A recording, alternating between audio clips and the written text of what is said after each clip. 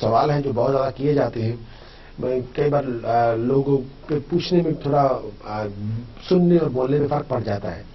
कई बार मैं उपाय बताता हूँ, लोग 2-2, 3-3 उपाय एक दिन में कर जाते हैं, या लोग नाक बनवा के भी उपाय करते जाते हैं। ये थोड़ा मना होते हैं। कई बार लोग रात को 9-10 बजे भी उपाय करना शुरू कर देते हैं। ऐसे उपाय नहीं हो सकते। आप कोई भी जो उपाय है आपका डे टाइम कीजिए, और कोई भी 2 उपाय एक दिन में मत कीजिए। अगर आप 2-2, 3-3 उपाय एक दिन में करेंगे, उससे किसी भी उपाय का कोई फायदा नहीं होगा। देखिए आप अगर, क्योंकि ये नेचर की ओर से मदद है, ये कुदरत की ओर से हमें उसकी हेल्प लेते हैं, तो कुदरत की हेल्प का भी विधान है। और अगर हम उस हिसाब से अगर हम करते जाएंगे, जैसे पूरी तरह जोर लगा के आप करेंगे जी 2-2, 3-3 बार, या नाक बना के भी उपाय करेंगे, तो कोई भी उपाय पूरी तरह फलित नहीं होगा। आज मैं एक चाहता हूं टॉपिक शुरू करना, ज्योतिष और वास्तु। तो उसके बारे में मैं आने वाले हफ्तों में आपसे बातचीत करूंगा। आपके जिस तरह के आपके घर हैं, अगर हम घर के अंदर कुछ अंदरूनी तौर पे थोड़ी बहुत चेंज कर लें, तो हमारी जिंदगी में भी थोड़ी चेंज आ सकती है। तो ये ज्योतिष और वास्तु, और ज्योतिष और फंग शुई, ये मैं कुछ टॉपिक लेकर आपसे डिस्कस करना चाहता हूँ, आपसे बांटना चाहता हूँ। आपसे ये थोड़ा बहुत ज्ञान जो मैंने, इतना सूक्ष्म ज्ञान है, बहुत छोटा सा, तो मैंने कुछ सीखा हुआ है, वो आपसे शेयर करना चाहता हूँ। अब हर एक ग्रह की अपनी एक दिशा है, अपनी एक डायरेक्शन है। प्लैनेट्स कोई अपने आप में इनका बहुत बड़ा, जैसे कहते हैं जी प्लैनेट्स तो हजारों मील, करोड़ों मील हमारे से दूर है, ये हमारे ऊपर किस तरह से असर डाल सकते हैं। अगर मैं आपसे ये सवाल करना चाहता हूं, क्या हम इस धरती के ऊपर अपना वजूद देख सकते हैं बिना सन के? नहीं, बिल्कुल नहीं। अगर सन उदय ना हो, सनलाइट हो ही ना हो, तो हमारी तो लाइफ साइकिल खत्म हो सकती है। हेलो, हमारी जो हम चलते हैं ब्रेक की तरफ, अगर हमारा सन का कितना बड़ा रोल है हमारे सन के, हमारी वेजिटेशन के ऊपर, हमारी पूरी लाइफ साइकिल के ऊपर, तो हर एक ग्रह का बहुत बड़ा रोल है हमारी जिंदगी के ऊपर। चलते हैं बहुत जल्दी। कह रहा था कि हर एक ग्रह की अपनी एक दिशा होती है, एक डायरेक्शन होती है। तो ग्रहों का अपना एक बहुत बड़ा इंपॉर्टेंट जो एक इसका स्थान है, बहुत महत्वपूर्ण जगह है उनकी। मान लीजिए जो ईस्ट है, ईस्ट वो रिप्रेजेंट करता है सन, सूर्य। वेस्ट रिप्रेजेंट करता है सैटर्न, शनि। नॉर्थ रिप्रेजेंट करता है मरकरी, बुध। साउथ रिप्रेजेंट करता है मार्स, मंगल। अब नॉर्थ ईस्ट जिसे कहते हैं, नॉर्थ ईस्ट वो रिप्रेजेंट करता है जुपिटर, बृहस्पति। यानी ये हर एक ग्रह अपनी एक दिशा को रिप्रेजेंट करता है। और जो साउथ वेस्ट है, साउथ वेस्ट, ये रिप्रेजेंट करता है राहु, ड्रैगन हेड। और इस तरह से जो डायरेक्शंस है, हर एक जो ग्रह है अपनी ओर से उसको रिप्रेजेंट करता है। चलते हैं कॉलर की तरफ। हेलो, हम बात करते हैं हमारी डायरेक्शन की तरफ। जी, मैं बात कर रहा था अभी, ईस्ट जो डायरेक्शन है वो हमारे सन रिप्रेजेंट करते हैं, और वेस्ट सैटर्न, शनि को रिप्रेजेंट करते हैं, मरकरी नॉर्थ को रिप्रेजेंट करता है, और साउथ मंगल, मार्स को रिप्रेजेंट करते हैं। और जो नॉर्थ ईस्ट है वो जुपिटर, बृहस्पति उसको रिप्रेजेंट करते हैं। और जो नॉर्थ वेस्ट है, नॉर्थ ईस्ट तो मैंने कहा है Brihaspati, Jupiter. North west represent करता है चंद्रमा, मून। और जैसे कहते हैं कि साउथ ईस्ट वो रिप्रेजेंट की जाती है वीनस से, शुक्र से। और जो साउथ वेस्ट है वो रिप्रेजेंट करता है राहु, ड्रैगन हेड। तो ये है हमारी जन्म कुंडली में भी अगर हम देखें तो जो पहला घर है वो पूर्व यानी ईस्ट को रिप्रेजेंट करता है। दूसरा घर जन्म कुंडली का नॉर्थ वेस्ट को रिप्रेजेंट करता है। तीसरा घर साउथ को रिप्रेजेंट करता है। चौथा घर नॉर्थ को रिप्रेजेंट करता है। जन्म कुंडली का पांचवां घर जो ईस्ट को रिप्रेजेंट करता है। छठा घर नॉर्थ को रिप्रेजेंट करता है। जन्म कुंडली का सातवां घर साउथ वेस्ट को रिप्रेजेंट करता है। आठवां घर साउथ को रिप्रेजेंट करता है। जन्म कुंडली का नौवां घर नॉर्थ ईस्ट को रिप्रेजेंट करता है। 10वां घर वेस्ट को रिप्रेजेंट करता है। और 11वां घर जन्म कुंडली का वो वेस्ट को रिप्रेजेंट करता है। और 12वां घर जो आखिरी घर है जन्म कुंडली का वो साउथ ईस्ट उसको रिप्रेजेंट करता है। तो ये तो जन्म कुंडली के जो ग्रहों की अपनी दिशाएं हैं। तो जन्म कुंडली के अपने जो घर हैं उनकी भी डायरेक्शन, वो भी डायरेक्शन से एसोसिएट किए जाते हैं। तो हम बार बार जब हम वास्तु, ज्योतिष और वास्तु लेके आएंगे तब जन्म कुंडली के मुताबिक भी बातचीत कर सकते हैं। आपकी जो आपका जो घर है, जो आपकी एंट्रेंस है, वो अपने उसका बहुत बड़ा महत्व है। आपकी किचन, उसकी बहुत बड़ी इंपॉर्टेंस है, आपके लिविंग रूम की। तो ये पार्ट ज्योतिष में इसका बहुत बड़ा इंपॉर्टेंस है। आपके बेडरूम आपका रिप्रेजेंट किया जाता है केतु से, बेडरूम रिप्रेजेंट किया जाता है वीनस से। तो इसकी बहुत बड़ी, अपने आप में एक बड़ी इंपॉर्टेंस है। तो इसको हम आगे जाके कुछ जो टॉपिक्स हैं मैं कुछ उसमें इन्वॉल्व करना चाहता हूं और डिस्कस करना चाहता हूं। ज्योतिष और वास्तु, ज्योतिष और फंग शुई, इनको क्योंकि कुछ अगर घर के अंदर से थोड़ी बहुत एडजस्टमेंट करने से हमारी जिंदगी में चैन आ सकती है, तो क्यों नहीं। बहुत बहुत शुक्रिया। भगवान आपको खुश रखे, तंदुरुस्त रखे, एक दूसरे से मोहब्बत करें, लड़े नहीं और बहुत प्यार बना के रखें। अगले हफ्ते फिर खादिम हाजिर। बहुत ही वास्ट है, इसके अपने अपने कई इसके कुछ अंग हैं, उसमें कई चीजें आ जाती हैं। तो हमारा जो जहां पर जो हम कार्यक्रम करते हैं, वो उसका आधार, उसका जो बेस है, वो जन्म कुंडली को लेकर चलते हैं। जन्म कुंडली में ये देखते हैं कि आपकी जन्म कुंडली की क्या स्थिति है, क्या पोजीशन है।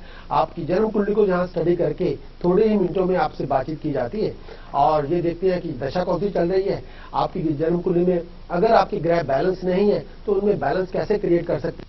अगर आपकी कुंडली के अंदर अगर बैलेंस नहीं है, बैलेंस क्रिएट किया जाए, या फ्लो नॉर्मल नहीं है, उसको फ्लो नॉर्मल कर दिया जाए, तो सिचुएशन बहुत अच्छी बन सकती है, सिचुएशन में नॉर्मलिटी आ सकती है।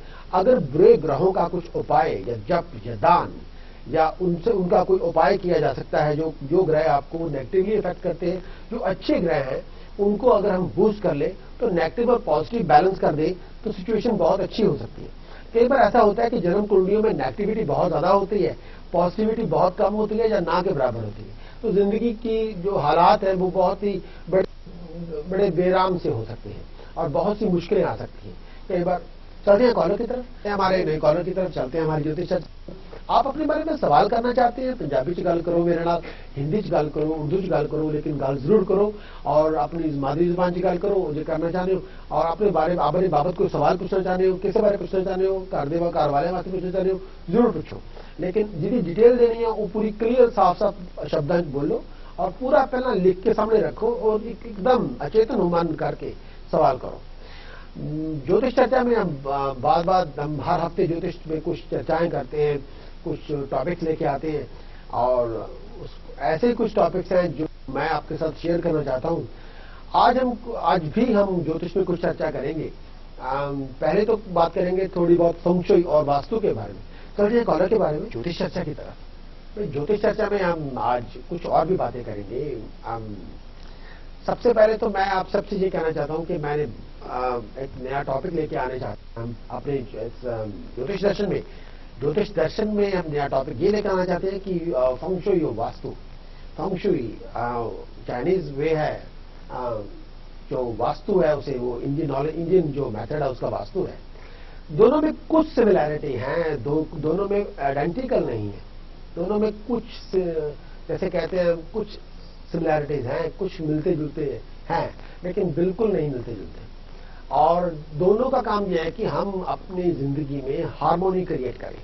हार्मोनी अगर किसी के इंसान की जिंदगी में हार्मोनी हो जाए, हार्मोनी हो सकती है नेचर के साथ, हार्मोनी हो सकती है अपने आप आपके अपने आप अंदर के साथ, हार्मोनी हो सकती है उसके साथ, ईश्वर के साथ, परमात्मा के साथ, हार्मोनी हो सकती है आपकी अपनी वाइफ के साथ, हार्मोनी हो सकती है आपके माँ बाप के साथ, हार्मोनी हो सकती है आपकी आपके बच्चों के साथ, हार्मोनी हो सकती है आपके भाई बहनों के साथ, हार्मोनी हो सकती है आपकी सोसाइटी के साथ।